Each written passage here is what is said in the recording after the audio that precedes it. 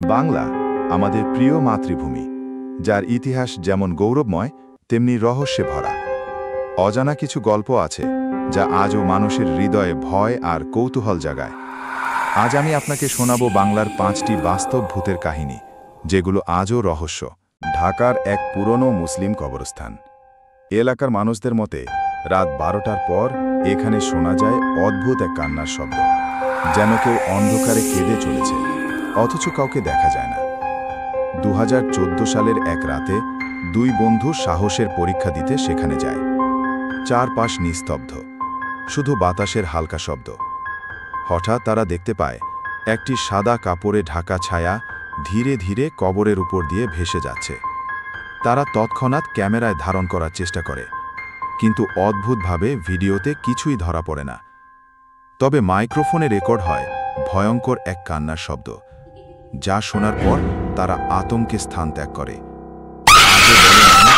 যেই সেই রেকর্ডিং শুনেছে তার শরীর শিউরে উঠেছে। পশ্চিমবঙ্গের কুলতলি রেল স্টেশন, একটি রাতের দৃশ্য যেখানে ট্রেন লাইনের কাছাকাছি এক নারীকে দেখা যায়।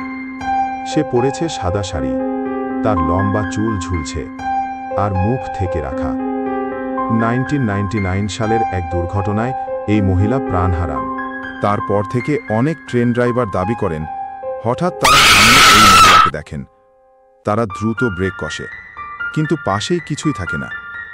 সিসিটিভিতে ধরা পড়ে ঝাপসা একটি সাদা আকার, যা রহস্যকে আরও গভীর করে তোলে। স্থানীয়রা বিশ্বাস করে সেই মহিলার আত্মা এখনও অপেক্ষা করছে শেষ ট্রেনটির জন্য, অমল শেষ যাত্রার জন্য। একটা বাড়ি যেখানে কেউ রাত কাটায় না, কারণ সে বাড়ির গভীরে এখনও বন্দী এক অদ্ভুত আত্মা। বরিশালের একটি পুরনো জমিদার বাড়ি, শঙ্খচূড়ের ভৌতিক বাড়ি, যেখানে বছর বছর কেউ থাকেনি। রাতে এখানে অদ্ভুত তালের ঘণ্টাধ্বনি আর পায়ের শব্দ শোনা যায়, যা সবাইকে ভয় দেখায়। স্থানীয় কিংবদন্তি বলছে বাড়িটির মালিক ছিলেন কালা জাদুর অনুশীলনকারী। মৃত্যুর পর তার আত্মা এই বাড়িতে বন্দী হয়ে গেছে। কয়েকজন সাহসী অভিযাত্রী এখানে রাত কাটানোর চেষ্টা করেছিল, কিন্তু ভোরের আগেই তারা আতঙ্কিত হয়ে পালিয়ে যায়। আজও এই বাড়িটি অক্ষত অবস্থায় আছে, কিন্তু কেউ এর ভিতরে ঢোকার সাহস পায় না।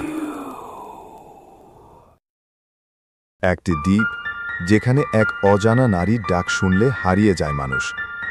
ডাকিনী দ্বীপের রহস্য জানার জন্য রইল অপেক্ষা। সুন্দরবনের এক ছোট দ্বীপ, ডাকিনী দ্বীপ, যেখানে নৌকায় গেলে জেলেরা শুনতে পায় এক অদ্ভুত নারীর কণ্ঠস্বর, যেন কেউ ডেকে নিচ্ছে। 2011 সালে একদল জেলে এই দ্বীপের কাছে নিখোঁজ হয়। তাদের নৌকা পাওয়া গেলেও মানুষগুলো আর কখনো মিলল না। গ্রামের বৃদ্ধেরা বলেন এই দ্বীপটি ডাকিনীদের অভিশপ্ত স্থান। আজও জেলেরা ওই দ্বীপে যাওয়া থেকে ভয় পায়, কারণ কেউ জানে না ওই অদ্ভুত ডাকটা আসলে। একটা রাজবাড়ি যেখানে পূর্ণিমার রাতে বাজে নর্তকীর ভুতুরে নাচের সুর। আপনি কি সাহস দেখাবেন? মুর্শিদাবাদের এক প্রাচীন রাজবাড়ির হলঘরে পূর্ণিমার রাতে বাজে অদ্ভুত নৃত্যের শব্দ। বলা হয় ব্রিটিশ আমলে এখানে এক নর্তকীর মৃত্যু হয়েছিল অপমানের কারণে। মৃত্যুর পর থেকে প্রতি পূর্ণিমায় তার নাচের প্রতিধ্বনি শোনা যায়। কয়েকজন সাহসী অভিযাত্রী সাহস করে ছবি তোলার চেষ্টা করেছিল, কিন্তু তাদের ক্যামেরায় ধরা পড়েছিল শুধু অদ্ভুত ছায়া আর ধোঁয়ার আভাস। লোকেরা বলে আপনি যদি সাহস হন, পূর্ণিমার রাতে রাজবাড়িতে গিয়ে নিজ চোখে দেখে নিতে পারেন।